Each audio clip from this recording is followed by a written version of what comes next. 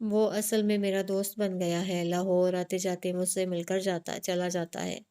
محسن راؤ نے بات بنائی۔ اچھا پر جلدی آ جانا، میں کہیں راہ ہی نہ دیکھتی رہوں۔ راکھی تجھے مجھ سے کیا کام ہے؟ مجھے تم سے کوئی کام نہیں ہے، راکھی نے ہاتھ جوڑتے ہوئے کہا، بس تم جلدی آ جانا۔ اچھا ٹھیک ہے، محسن یہ کہہ کر گھر سے باہر نکل آیا۔ وہ دونوں ساتھ ساتھ چلنے لگے۔ ابھی بستی میں کوئی بات کرنا مناسب نہ تھا، چھوٹی چھوٹی گلیاں، آمنے سامنے کچے پکے مکان بنے ہوئے تھے، ان کی بات کوئی بھی سن سکتا تھا۔ جب وہ دونوں بستی سے باہر نکل آئے تو اس نے محسن راؤ سے کہا، میں اپنے ساتھ ایک جوگی کو لے کر آیا ہوں۔ جوگی کو؟ محسن راؤ کی سمجھ میں بات نہ آئی۔ اسے نادرا بی بی نے بھیجا ہے اور کہا ہے کہ آپ کو جوگی کی ہدایت پر عمل کرنا ہوگا۔ کہاں ہے وہ جوگی؟ میں اسے پل سے ذرا آگے ایک درخت کے نیچے بٹھا کر آیا ہوں۔ پھر جب وہ دونوں پل کے اس پار ڈھلان اتر کر پہنچے تو جوگی رام پال ان دونوں کا منتظر تھا۔ یہ جگہ ایسی تھی کہ یہاں کسی کی نظر پڑنی مشکل تھی۔ جوگی رام پال نے اسے بغور دیکھا اور پھر اسے اپنے سامنے بیٹھنے کا اشارہ کیا۔ جب وہ بیٹھ گیا تو جوگی رام پال نے اس کی آنکھوں میں آنکھیں ڈال دیں۔ چند منٹ اس نے کوئی منتر پڑھا اور پھر اپنے دل میں کسی پرندے کا نام سوچ لیا۔ محسن راؤ نے فوراً کہا، اپنی آنکھیں بند کر لو۔ جوگی رام پال بولا۔ کر لی، محسن راؤ نے کہا۔ جوگی رام پال نے پھر محسن راؤ کی آنکھوں کے سامنے اپنی ایک ہتھیلی کی اور بولا، آنکھیں مت کھولنا، آنکھیں کھولے بغیر میری بات کا جواب دینا۔ کیا تمہیں میرا ہاتھ نظر آ رہا ہے؟ نہیں، محسن راؤ نے جواب دیا۔ جوگی رام پال نے پھر کوئی منتر پڑھا اور بولا، اب کچھ نظر آ رہا ہے؟ جو پرندہ میں نے سوچا تھا وہ سامنے بیٹھا ہوا نظر آ رہا ہے، محسن راؤ نے جواب دیا۔ ٹھیک، ابھی آنکھیں مت کھولنا، ابھی تمہیں میرا ہاتھ بھی نظر آئے گا۔ پھر رام پال نے کوئی منتر پڑھا اور پوچھا، اب دیکھو۔ وہ پرندہ غائب ہو گیا۔ اب اندھیرا ہے، اندھیرا چھٹنے لگا۔ اوہ، اب میں تمہارا ہاتھ دیکھ سکتا ہوں۔ شکر ہے بابا، اب میری ہتھیلی میں غور سے دیکھو۔ محسن راؤ کی آنکھیں بند تھیں، بند آنکھوں سے وہ جوگی رام پال کی ہتھیلی کو غور سے دیکھ رہا تھا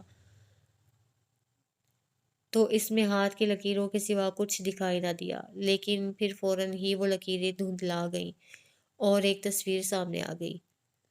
یہ ایک جیتے جاگتے سانپ کی تصویر تھی، وہ کنڈلی مارے اور پھن پھیلائے جھوم رہا تھا۔ بابا کچھ نظر آیا؟ جوگی رام پال نے پوچھا۔ ایک سانپ نظر آ رہا ہے جو پھن پھیلائے لہرا رہا ہے، محسن راؤ نے جو دیکھا وہ بتایا۔ کس رنگ کا سانپ ہے؟ جوگی رام پال نے پوچھا۔ ایک دم کالا ہے اور چمکیلا، محسن راؤ نے جواب دیا۔ اس کے پھن کو غور سے دیکھو۔ ٹھیک ہے، دیکھ رہا ہوں۔ اس کے پھن پر کسی قسم کا کوئی نشان ہے کیا بابا؟ ہاں، ایک دائرہ سا ہے، محسن راؤ نے جواب دیا۔ غور سے دیکھو۔ یہ دائرہ کسی پرندے کی آنکھ جیسا ہے۔ ہاں ہے تو، محسن راؤ بولا، بالکل اسی پرندے کی آنکھ جیسا تم نے سوچا تھا۔ ہاں بالکل۔ کیا اس پرندے کا نام الو ہے؟ ہاں جوگی جی۔ کیا تمہیں اب بھی وہ سانپ نظر آ رہا ہے؟ نہیں، میرا ہاتھ دکھائی دے رہا ہے۔ وہ بھی نہیں۔ ٹھیک ہے، اب تم اپنی آنکھیں کھول لو۔ محسن راؤ نے اپنی آنکھیں کھولی تو اسے کچھ دیر تک کچھ نظر نہ آیا۔ تھوڑی دیر تک وہ آنکھیں کھولتا اور بند کرتا رہا، تب جا کر اس کی آنکھوں کی روشنی بحال ہوئی۔ جاؤ بابا، اب تم جاؤ، اس نے محسن راؤ سے کہا۔ محسن راؤ فوراً کھڑا ہو گیا۔ وہ کھڑا ہوا تو اسے چکر سے آ گئے۔ اس نے فوراً ہدایت اللہ کا ہاتھ پکڑ لیا۔ کیا ہوا؟ ہدایت اللہ نے فکر مندی سے پوچھا۔ کچھ نہیں، ایسے ہی سر گھوم گیا تھا، محسن نے مسکراتے ہوئے کہا۔ اچھا جوگی مہاراج، آپ ادھر ہی بیٹھے، میں انہیں بستی تک چھوڑ کر آتا ہوں، ہدایت اللہ نے کہا۔ ٹھیک ہے، جاؤ، پر جلدی آنا، بابا ابھی واپس بھی جانا ہے، جوگی رام پال نے کہا۔ وہ دونوں جانے لگے تو اچانک رام پال کو کچھ یاد آیا۔ سنو بابا، جوگی رام پال نے پکارا۔ ہاں، کیا ہوا جوگی مہاراج؟ ہدایت اللہ نے پلٹ کر پوچھا۔ اس سے پوچھو، یہ یہاں سے نکلنا بھی چاہتا ہے کہ نہیں؟ کیوں محسن صاحب، آپ کیا کہتے ہیں؟ ہاں جوگی جی، میں یہاں سے بھاگ جانا چاہتا ہوں، فرار ہونا چاہتا ہوں، محسن راؤ نے بے قراری سے کہا۔ ہدایت اللہ، تم نے بتایا تھا کہ وہ راج مداری اپنے گلے میں کوئی چیز لٹکائے رہتا ہے، کسی جانور کا پنجہ وغیرہ۔ جوگی رام پال نے سوالیہ انداز میں تذکرہ کیا۔ ہاں جوگی جی، راج مداری کے گلے میں الو کا پنجہ ہوتا ہے، ہدایت اللہ کے بجائے محسن راؤ نے جواب دیا۔ بابا، کیا تم وہ پنجہ اس کے گلے میں سے نکال سکتے ہو؟ جوگی نے پوچھا۔ کام تو مشکل ہے، پھر بھی میں کوشش کروں گا، محسن راؤ نے کہا۔ شاباش، اگر تم نے اس کے گلے سے پنجہ کاٹ لیا تو میرا کام آدھا رہ جائے گا، اس کی طاقت آدھی رہ جائے گی، مجھے اسے پچھاڑنے میں آسانی رہے گی۔ جوگی رام پال بولا۔ دیکھو، میں کرتا ہوں کوشش، محسن راؤ نے کہا۔ آؤ ہدایت اللہ، چلو۔ پھر وہ دونوں ساتھ ساتھ چلتے ہوئے پل پر آئے۔ راستے میں اس نے بتایا، نادرا بی بی کل لاہور جاتے ہوئے تم سے ملنے آئیں گی، اس نہر کے پل پر کل ہمارا انتظار کرنا۔ کس وقت؟ محسن راؤ نے پوچھا۔ شام تو ہو ہی جائے گی، ہدایت اللہ نے بتایا۔ ٹھیک ہے، میں پل پر آ جاؤں گا، محسن راؤ نے وعدہ کر لیا۔ ہدایت اللہ نے محسن راؤ کے جانے کے بعد گاڑی اسٹارٹ کی اور جوگی رام پال کو بٹھا کر بہرام نگر کا رخ کیا۔ بہرام نگر پہنچ کر اس نے جوگی رام پال کو اس کی بستی کے نزدیک اتارا اور گھڑی کی جانب روانہ ہو گیا۔ نادرا اس کی بے چینی سے منتظر تھی۔ اس نے جوگی رام پال اور محسن راؤ کی ملاقات کا آنکھوں دیکھا حال کہہ سنایا اور جو کچھ وہاں پیش آیا وہ بھی بتا دیا۔ ساری باتیں سن کر نادرا نے پوچھا، اب جوگی رام پال کا کیا پروگرام ہے؟ بی بی، کیسا پروگرام؟ ہدایت اللہ نے وضاحت چاہی۔ محسن کو جادو کے اثر سے نکالنے کا پروگرام۔ اور کیسا پروگرام؟ وہ بتا رہا تھا کہ جادو کے توڑ کے لیے سخت محنت کرنا ہوگی، اسے کئی راتیں جنگل میں رہ کر جاپ کرنا ہوگا، اس کے بعد سانپ اپنا کام دکھائے گا۔ یہ سانپ وہی ہوگا جو محسن صاحب کو جوگی کے ہاتھ میں نظر آیا تھا۔ جوگی رام پال کے عمل کے بعد وہ جنگل سے برآمد ہوگا۔ جوگی رام پال اسے پکڑ کر اپنی پٹاری میں بند کرے گا اور پھر وہ راج مداری کے گھر کی طرف روانہ ہو جائے گا۔ وہ سانپ وہاں کیا کرے گا یہ جوگی مہاراج نے نہیں بتایا، بس اتنا ہی کہا کہ اس کے بعد محسن صاحب آزاد ہو جائیں گے۔ اللہ کرے ایسا ہی ہو، نادرا نے خوش ہو کر کہا۔ کتنی رقم مانگتا ہے؟ وہ کہتا ہے کہ جو مل جائے گا لے لے گا۔ تم نے اسے یہ تو نہیں بتایا کہ یہ کام کون کروانا چاہتا ہے؟ بیوی، آپ کیا بات کرتی ہیں، میں بھلا آپ کا نام لوں گا کیا؟ ویسے اسے اس سے غرض نہیں کہ کون محسن صاحب کے اوپر سے جادو ختم کرانا چاہتا ہے، اسے تو بس پیسے سے مطلب ہے۔ ہاں بیوی، کچھ رقم پیشگی دے دی جائے تو اچھا ہے، اس کی دلچسپی بڑھ جائے گی۔ چلو ٹھیک ہے، نادرا نے اپنا پرس کھولتے ہوئے کہا۔ یہ لو۔ وہ 100 کے 10 نوٹ تھے۔ ہدایت اللہ وہ رقم جوگی رام پال کو دے آیا۔ 1000 روپے دیکھ کر جوگی رام پال کے چہرے پر رنگ آ گیا۔ پھر جب ہدایت اللہ نے اسے بتایا کہ کام ہونے پر اسے مزید رقم ملے گی تو اس کی خوشی کی کوئی انتہا نہ رہی۔ وہ بہت دیر تک ہدایت اللہ سے اس جادو کے توڑ کے بارے میں باتیں کرتا رہا۔ دوسرے دن حسب وعدہ نادرا شام ڈھلے پل پر پہنچ گئی۔ وہاں محسن راؤ پہلے سے موجود تھا۔ پھر وہ دونوں پل کے دوسرے کنارے پر پہنچ کر ڈھلان اتر گئے اور درختوں میں غائب ہو گئے۔ ہدایت اللہ پل پر کھڑا ہو کر بہتے پانی میں ڈوبتے سورج کا نظارہ کرنے لگا۔ ابھی شام گہری نہیں ہوئی تھی، لیکن درختوں میں خاصا اندھیرا پھیل چکا تھا، اتنا کہ صورتیں بھی ٹھیک طرح سے دکھائی نہیں دے رہی تھیں۔ تب نادرا نے محسن کا ہاتھ تھام لیا اور بہت پیار سے بولی، کیسے ہو محسن؟ میں ٹھیک ہوں، محسن راؤ نے رسمن کہا۔ میں نے تمہاری نجات کا بندوبست کر دیا ہے۔ وہ جوگی رام پال 4 دن کے بعد ادھر آئے گا، یہاں جنگل میں رہے گا، عمل کرے گا اور پھر اماوس کی رات تمہیں اس زہر سے آزادی مل جائے گی۔ محسن، سوچو وہ صبح کس قدر حسین ہوگی جب تم کہیں بھی جانے کے لیے آزاد ہوگے۔ میں تمہارے اس احسان کو زندگی بھر نہیں بھولوں گا۔ مجھے بھول جاؤ گے؟ نادرا نے ہنس کر کہا۔ کیا بات کرتی ہو؟ وہ پریشان ہو کر بولا۔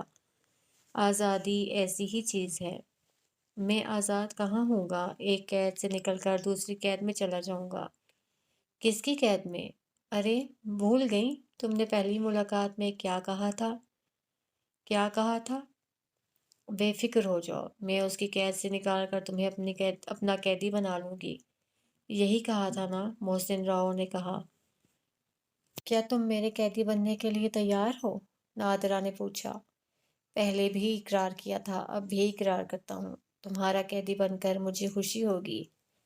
کیا تم اس قید سے نکل کر میرے ساتھ بہرام نگر چلو گے؟ ضرور چلوں گا، مگر یہ بتاؤ کہ گڑھی بہرام نگر کے دروازے مجھ پر کھل جائیں گے؟ محسن راؤ نے پوچھا۔ میرے ہوتے ہوئے کون وہاں کے دروازے بند کر سکتا ہے؟ میرا نام نادرا ہے، میں کوئی بزدل لڑکی نہیں ہوں۔ میں نے اپنے بابا جان کو بتا دیا ہے کہ میں وقار سے شادی نہیں کروں گی، نادرا نے انکشاف کیا۔ پھر انہوں نے کیا کہا؟ میرے بابا جان مجھ سے بہت محبت کرتے ہیں، انہیں میرے انکار کا افسوس تو ہوا، لیکن انہوں نے روایتی باپ کی طرح میرے انکار کو اپنی انا کا مسئلہ نہیں بنایا۔ انہوں نے کہا کہ جس کی وجہ سے تم انکار کر رہی ہو، اس وجہ کو میرے سامنے لاؤ۔ بس اب تمہیں بہرام نگر لے جا کر اپنے بابا جان کے سامنے کھڑا کر دوں گی اور کہہ دوں گی کہ یہ ہے وہ وجہ، نادرا نے بتایا۔ پھر جانتی ہو اس کے بعد کیا ہوگا؟ کیا ہوگا محسن جی؟ دھائیں دھائیں 2 گولیاں چلیں گی اور محسن راؤ خون میں لت پت زمین پر لوٹیں لگا رہے ہوں گے۔ اگر ایسا ہوا تو پہلی گولی میں اپنے سینے پر کھاؤں گی، نادرا نے دعویٰ کیا۔ سچ کہتی ہو؟ محسن راؤ کو یقین نہ آیا۔ جھوٹ اور سچ کا پتہ تو آنے والا وقت بتائے گا، اب میں اس وقت کیا کہوں؟ نادرا کو لاہور جانے کے لیے دیر ہو رہی تھی، وہ اگلی ملاقات کا پروگرام طے کر کے مستقبل کے سہانے خواب دیکھتی لاہور چلی گئی۔ محسن راؤ دیر تک کھڑا اس کی گاڑی کی سرخ بتی کو دیکھتا رہا، جو نہ جانے کب کی دکھائی دینا بند ہو گئی تھی، لیکن وہ اسی فرضی نقطے پر نظریں جمائے دیکھے جا رہا تھا۔ اندھیرا گہرا ہو چکا تھا، دور بستی میں کہیں کہیں روشنی نظر آ رہی تھی، باقی 3 اطراف میں سناٹا طاری تھا۔ محسن راؤ ابھی سوچ ہی رہا تھا کہ واپس بستی میں چلے کہ کسی نے اس کے کندھے پر ہاتھ رکھ دیا۔ ہاتھ کا دباؤ محسوس کرتے ہی محسن راؤ ایک دم سہم گیا۔ یہ ایک نرم ملائم دباؤ تھا، وہ اپنے آپ میں کہاں تھا؟ وہ تو نادرا کی باتوں میں کھویا ہوا تھا۔ سندر سپنے دیکھ رہا تھا کہ اچانک اسے کسی نے ہلا دیا۔ وہ سمجھ گیا کہ آنے والا کون ہے، لیکن اس کی یہ سمجھ میں نہیں آیا کہ آنے والا یہاں کیوں آیا ہے۔ یہاں کیوں کھڑے ہو محسن؟ آنے والے نے پوچھا۔ بس ایسے ہی کھڑا ہو گیا تھا، نہر کے بہتے پانی کو دیکھ رہا تھا۔ ایسے اندھیرے میں؟ اندھیرا تو اب ہوا ہے، محسن نے صفائی پیش کی۔ تم کیوں آئی ہو راکھی؟ تمہیں باپو نے بلایا ہے، اس نے بتایا۔ اسے کیسے معلوم ہوا کہ میں یہاں پل پر ہوں؟ اسے میں نے بتایا کہ تم پل پر ہوگے، تم یہاں شام کو آ کر کھڑے ہو جاتے ہو نا۔ اس نے کیوں بلایا ہے؟ محسن راؤ نے فوراً موضوع بدل دیا، وہ ڈرا کہیں کوئی اور بات نہ اس کے منہ سے نکل جائے۔ مجھے نہیں معلوم، چل کر پوچھ لو۔ چلو، راکھی نے اس کا ہاتھ تھام کر چلنا چاہا، لیکن محسن راؤ نے بہت نرمی سے اس سے اپنا ہاتھ چھڑا لیا اور تیز تیز چلنے لگا۔ اگرچہ مکمل اندھیرا تھا، لیکن اسے بستی کا راستہ ازبر تھا۔ وہ جانتا تھا کہ راستے میں کہاں کیچڑ ہے، کہاں پتھر ہے اور کہاں گڑھا ہے۔ برسوں ہو گئے تھے ان راستوں پر چلتے ہوئے۔ محسن، راکھی جو پیچھے رہ گئی تھی، اس نے زور سے آواز دی۔ ہاں، کیا ہوا؟ محسن چلتے چلتے رک گیا۔ محسن، ایک بات پوچھوں؟ سچ سچ بتاؤ گے؟ وہ اس کے برابر آ گئی۔ اس کے لہجے میں جانے کیا بات تھی۔ راکھی، کوئی ایسی ویسی بات نہ پوچھ لینا، کیا پتا میں سچ کہہ سکوں یا نہیں۔ محسن راؤ ایک انجانے خوف میں مبتلا ہو کر بولا۔ اگر تم کچھ جانتی ہو تو بہتر ہوگا کہ اسے ڈراؤنا خواب سمجھ کر بھول جاؤ۔ تم کتنے کٹھور ہو محسن، راکھی جیسے سسک کر بولی۔ محسن راؤ نے کوئی جواب میں کچھ نہ کہا، بس اس کا ہاتھ پکڑ لیا اور اسے بستی میں لے آیا۔ وہ اس کے جذبات سے اچھی طرح آگاہ تھا۔ اب اسے یہ بھی معلوم ہو گیا تھا کہ وہ نادرا کے ساتھ ملاقاتوں سے غافل نہیں ہے۔ جب کوئی کسی سے پیار کرتا ہے تو وہ اس سے کبھی غافل نہیں رہ سکتا۔ یہ اور بات ہے کہ وہ خود کو غافل ظاہر کرے۔ راکھی نے آج تک اس سے کھل کر بات نہیں کی تھی، بس اشاروں اشاروں میں ہی اپنی پسندیدگی کا اظہار کیا تھا۔ محسن راؤ نے اس کے اشارے سمجھتے ہوئے بھی اس کے کسی اشارے کا جواب نہیں دیا تھا۔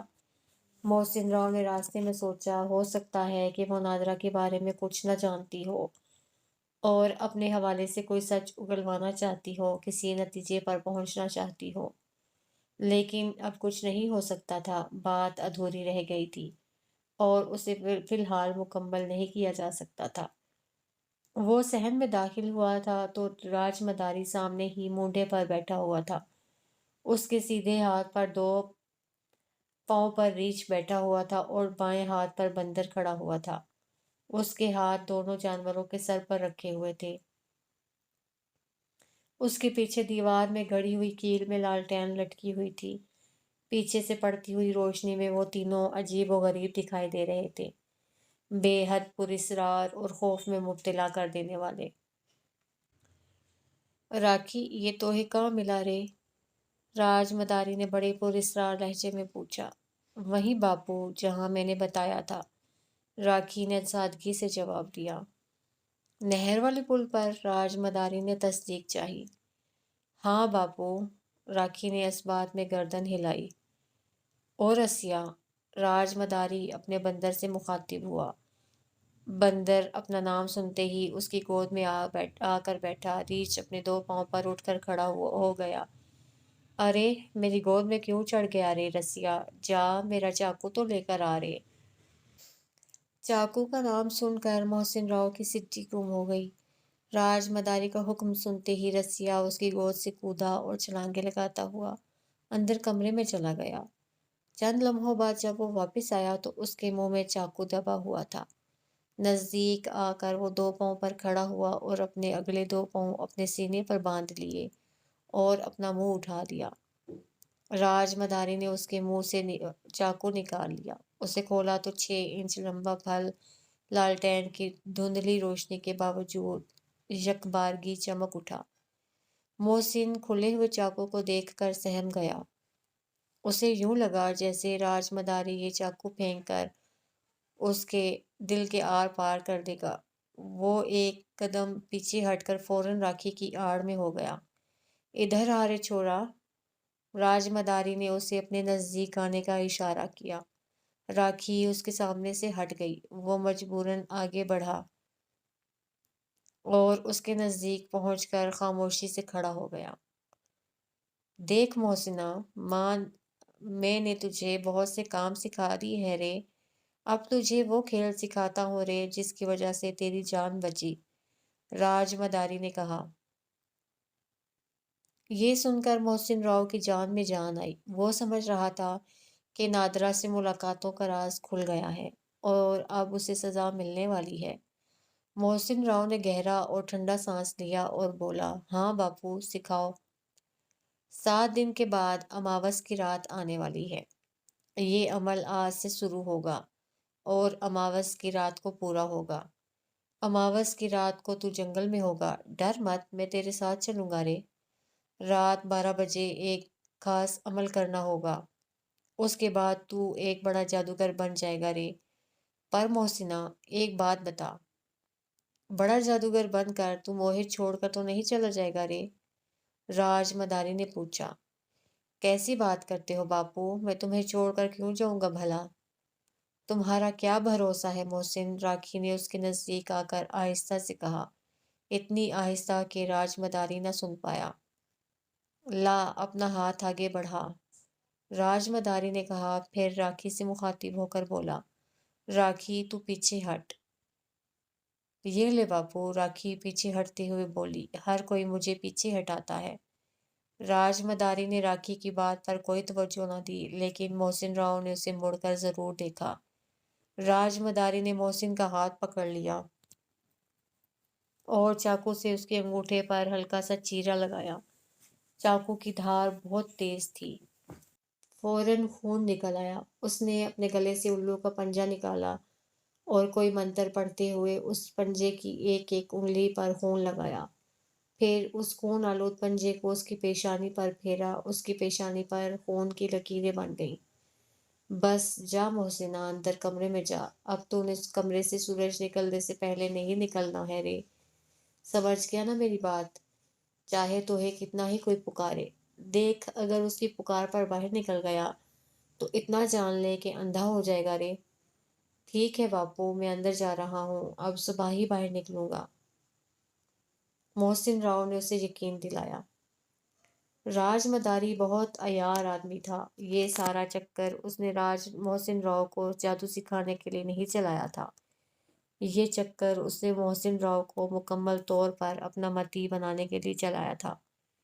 نادرا سے ملتے ہوئے راکھی نے دیکھ لیا تھا۔ اس نے راج مداری کو بتا دیا تھا۔ راج مداری زمانہ شناس آدمی تھا۔ اس نے اندازہ لگا لیا کہ چند دنوں میں طوطا اڑنے کے قابل ہو جائے گا، لہٰذا اس نے نہ صرف اس کے پر کاٹنے بلکہ ایک بڑے پنجرے میں بند کرنے کا بندوبست کر لیا۔ ادھر راج مداری محسن راؤ کو مزید قید میں جکڑنے کی کوشش کر رہا تھا تو ادھر رام پال جوگی نے اسے آزاد کرانے کا عمل شروع کر دیا تھا۔ جوگی رام پال نے بازار سے ایک گز کالا کپڑا، ایک نیا استرا اور ایک کوری مٹی کی ہنڈیا خریدی۔ رات کو اس نے بستی سے نکل کر ایک پیپل کی جڑ میں چھوٹا سا گڑھا کھودا، ہنڈیا کو اس میں رکھ کر دیکھا، ہنڈیا اس میں پوری طرح نہیں آئی۔ اس نے گھڑے کو تھوڑا سا اور کشادہ کیا۔ جب ہنڈیا پوری طرح اس گھڑے میں بیٹھ گئی تو وہ گھڑے کو یوں ہی کھلا چھوڑ کر ہنڈیا کو اپنے ساتھ لے آیا۔ گھر میں آ کر اس نے کمرے کا دروازہ بند کیا، جلتی لالٹین کو زمین پر رکھا، پھر ہنڈیا، استرا اور کالے کپڑے کو لے کر وہ زمین پر آسن جما کر بیٹھ گیا۔ ہنڈیا کو اوندھا کر کے اس نے کچھ پڑھنا شروع کیا۔ وقفے وقفے سے وہ استرے کو ہنڈیا پر مارتا جاتا تھا۔ پھر اس نے ہنڈیا کو سیدھا کیا، کالے کپڑے کو اپنے کندھے پر ڈالا، استرا ہاتھ میں پکڑا اور پھر دوسرے ہاتھ سے لالٹین کی چمنی اٹھا کر اس میں پھونک ماری۔ جلتی لالٹین بھڑک کر بجھ گئی، کمرے میں مکمل تاریکی چھا گئی۔ جوگی رام پال نے اپنے کندھے سے کالا کپڑا اتارا اور تیز استرے سے کاٹ کر اس کے 3 ٹکڑے کر دیے۔ پھر کالے کپڑے کے 2 ٹکڑوں اور استرے کو ہنڈیا میں ڈال دیا اور تیسرے ٹکڑے کو ہنڈیا کے منہ پر باندھ دیا اور اندھیرے میں ہی ہنڈیا کو دونوں ہاتھوں میں اٹھا کر گھر سے نکل پڑا۔ وہ کچھ پڑھتا جاتا اور ہنڈیا پر پھونکتا جاتا تھا، یہاں تک کہ وہ بستی کے باہر ایک پیپل کے درخت کے نیچے بیٹھ گیا، جہاں اس نے کچھ دیر پہلے ہنڈیا کے برابر گڑھا کھودا تھا۔ ہنڈیا کو اس گڑھے میں اتارنے سے پہلے اپنے بائیں ہاتھ سے گھڑے کو ٹٹولا۔ گھڑے میں پانی بھرا ہوا تھا۔ پانی سے گھڑا بھرا ہوا محسوس کر کے اسے بڑی خوشی ہوئی۔ اس کا عمل کامیابی کی طرف گامزن تھا۔ جوگی رام پال نے وہ بند ہنڈیا اس گھڑے میں رکھ دی۔ کافی پانی اس ہنڈیا میں چلا گیا۔ جوگی رام پال نے پھر اس گھڑے کو اچھی طرح سے مٹی سے بند کر دیا۔ گھڑے پر مٹی ڈالنے کے بعد جوگی رام پال نے مٹی میں اپنی ایک انگلی گھسیڑ دی اور آدھے گھنٹے تک اکڑوں بیٹھا ہوا منتر پڑھتا رہا۔ اس کے بعد وہ اٹھ کر اپنے گھر آ گیا اور آرام سے سو گیا۔ دوسرے دن محسن راؤ سو کر اٹھا تو حشاش بشاش تھا۔ وہ کمرے سے باہر نکل آیا۔ صحن میں چارپائی پر بیٹھی راکھی سبزی کاٹ رہی تھی۔ راج مداری ابھی اپنے کمرے میں پڑا سو رہا تھا۔ محسن راؤ راکھی کے پاس آ کر بیٹھ گیا۔ راکھی کا ماتھا ٹھنکا، آج تک کبھی ایسا ہوا نہیں تھا۔ راکھی کے پاس بیٹھنا تو دور کی بات، وہ نظر بھر کر دیکھتا بھی نہیں تھا۔ جوگی رام پال نے اس کو ہدایت کی تھی کہ کسی طرح راج مداری کے گلے سے الو کا پنجہ نکال لے۔ یہ کام وہ خود نہیں کر سکتا تھا۔ رات کو اسے خیال آیا تھا کہ یہ کام راکھی سے کیوں نہ کروانے کی کوشش کرے۔ اگر وہ اس پر تھوڑی سی توجہ دے دے، اس پر یہ ظاہر کرے کہ اسے اس سے محبت ہوتی جا رہی ہے، پھر وہ راکھی سے الو کا پنجہ اپنے گلے میں ڈالنے کی خواہش کا اظہار کرے، تو راکھی یقیناً اس کی خوشنودی حاصل کرنے کے لیے اپنے باپ کے گلے سے وہ پنجہ نکال کر اس کے حوالے کر دے گی۔ یہ سوچ کر وہ راکھی کے نزدیک چارپائی پر بیٹھا تھا۔ وہ نہیں جانتا تھا کہ وہ جن لوگوں کو فریب دینے کی کوشش میں ہے وہ کیسے شاطر لوگ ہیں۔ انہوں نے تو پہلے ہی اس کے گرد جال پھیلا دیا تھا۔ راکھی سندر سپنے دیکھنے میں مگن تھی۔ وہ جانتی تھی کہ وہ وقت زیادہ دور نہیں جب محسن راؤ اپنا ماضی بھول جائے گا۔ اس کی یادداشت جادو کی بھول بھلائیوں میں گم ہو جائے گی۔ پھر محسن راؤ کو اس سے کوئی نہ چھین سکے گا۔ خیر وہ چارپائی پر بیٹھا تو راکھی کی توجہ بٹ گئی اور درانتی سے ساگ کاٹتے کاٹتے اس کا ہاتھ بہک گیا۔ اس کی انگلی کٹ گئی۔ سی کر کے اس نے ساگ پرات میں ڈال دیا اور اپنی انگلی پکڑ کر دیکھنے لگی جس سے بھل بھل خون بہہ جا رہا تھا۔ ارے یہ تم نے کیا کیا؟ محسن راؤ نے فوراً اس کا ہاتھ تھام لیا اور اپنے انگوٹھے سے اس کے زخم کو دبا دیا۔ اس محبت آمیز سلوک نے راکھی پر نشہ ستاری کر دیا۔ وہ اپنی تکلیف بھول گئی۔ اس نے اپنی آنکھیں بند کر لیں۔ اس کا جی چاہا کہ محسن یوں ہی صدیوں تک اس کا زخم دبائے بیٹھا رہے۔ ارے یہ خون تو بہہ جا رہا ہے۔ محسن راؤ نے انگوٹھا بند کر ہٹا کر دیکھا۔ ٹھہرو، میں اندر سے کپڑا پھاڑ کر لاتا ہوں۔ پانی میں بھگو کر باندھ دوں گا تو خون بہنا بند ہو جائے گا۔ تم مت اٹھنا محسن، بہنے تو خون، تھوڑا سا خون بہہ جائے گا تو کیا ہو جائے گا؟ خون میرے اندر بہت ہے، راکھی نے اپنی آنکھیں کھول کر کہا۔ پاگل ہوئی ہو؟ وہ اٹھنے لگا۔ محسن ایک بات بتاؤ، راکھی نے اسے اٹھنے نہ دیا۔ ہاں بولو۔ دیکھو سچ سچ بتانا، اس نے اقرار کروایا۔ چلو ٹھیک ہے، سچ سچ بتاؤں گا، محسن راؤ نے اقرار کر لیا۔ تم نے کبھی پیار کیا ہے؟ راکھی نے پوچھا۔ ہاں کیا ہے، محسن راؤ نے اسے محبت بھری نظروں سے دیکھتے ہوئے کہا۔ لیکن یہ مت پوچھنا کس سے۔ نہیں، یہ نہیں پوچھوں گی، میں جانتی ہوں، اس نے معنی خیز لہجے میں کہا۔ تم جانتی ہو؟ وہ گھبرایا۔ نہ صرف جانتی ہوں بلکہ پہچانتی بھی ہوں۔ جب جانتی ہو تو پھر پوچھتی کیوں ہو؟ یہ جاننے کے لیے کہ تم کتنا سچ بولتے ہو۔ خیر اس بات کو چھوڑو، مجھے یہ بتاؤ کہ پیار کسے کہتے ہیں؟ راکھی نے اپنی بات کا رخ پلٹ دیا۔ پیار تا حیات قید کا نام ہے، ایک ایسی قید جسے آدمی اپنی خوشی سے قبول کرتا ہے۔ اور نفرت؟ نفرت محبت کا دوسرا رخ ہے، ایک ایسا رخ جسے پلٹتے دیر نہیں لگتی۔ کیا یہ کہنا چاہتے ہو کہ یہ دونوں ایک ہی سکے کے دو رخ ہیں؟ ہاں بالکل، اصل میں دونوں ایک ہی ہیں، نفرت محبت، محبت نفرت، اور شاید یہی زندگی ہے۔ محسن راؤ نے محبت کے فلسفے کی وضاحت کی۔ وہ کچھ سمجھی کچھ نہ سمجھی۔ تبھی اندر سے کھانسنے کی آواز آئی۔ محسن نے فوراً اس کا ہاتھ چھوڑ دیا۔ پھر وہ اندر کمرے سے ایک کپڑا پھاڑ کر لے آیا اور اسے پانی میں بھگو کر اس کی انگلی پر لپیٹ دی۔ راکھی، او دھی راکھی، کہاں ہے رے تو؟ ہاں باپو میں باہر ہوں۔ او ذرا ہمارا حقہ تو تازہ کر۔ اچھا باپو ابھی کرتی ہوں۔ تم رہنے دو، میں حقہ تازہ کر کے دے دیتا ہوں، محسن راؤ نے کہا اور راج مداری کے کمرے میں چلا گیا۔ راج مداری اپنی کارروائی میں لگا رہا۔ جوگی رام پال اپنے منتر پڑھ کر پھونکتا رہا۔ اس طرح 3 دن گزر گئے۔ 3 دن کے بعد اماوس کی رات تھی۔ جوگی رام پال پیپل کے درخت نیچے دبائی ہوئی اپنی ہڈیاں اکھاڑ کر ادھر جنگل میں آ گیا تھا۔ ہدایت اللہ نے اسے کھانے پینے کی تمام اشیاء فراہم کر دی تھی۔ خورد و نوش کا اتنا سامان اس کے سامنے ڈھیر کر دیا تاکہ وہ جنگل میں ایک ہفتہ بھی رہتا تو سامان ختم نہ ہوتا۔ ایک گھنے درخت کے نیچے اس نے اپنا ایک چھوٹا سا خیمہ لگا لیا تھا۔ سانپوں کی کئی پٹاریاں وہ اپنے ساتھ لایا تھا۔ ان پٹاریوں میں مختلف سانپ بند تھے۔ ان میں ایک سانپ بہت خطرناک تھا، اتنا خطرناک کہ اگر محض پھنکار مار دے تو گھاس جل جاتی تھی۔ اماوس کی رات ہفتے اور اتوار کی درمیانی شب کو تھی۔ ہفتے کو محسن راؤ جنگل کا چکر لگا گیا تھا۔ اس نے جوگی رام پال کو بتا دیا تھا کہ وہ راج مداری کے گلے سے الو کا پنجہ نکالنے میں ناکام رہا ہے۔ جوگی رام پال نے اسے تسلی دی کہ وہ فکر نہ کرے، راج مداری اب اس کا کچھ نہ بگاڑ سکے گا۔ जोगी रामपाल ने मदारी का इस्तेमाल शुदा कपड़ा मंगवाया था। मोहसिन राव उसकी एक धोती उठा लाया था, जो उसने जोगी रामपाल के हवाले कर दी। मोहसिन राव ने उसे ये भी बता दिया कि अमावस की रात वो भी इसी जंगल में होंगे। ये सुनकर वो खुश हो गया था और उसने अपनी कामयाबी का 100% यकीन दिला दिया था। इधर नादरा एक एक दिन गिनकर गुजार रही थी। उसे मोहसिन राव की आज़ादी का शिद्दत से इंतज़ार था।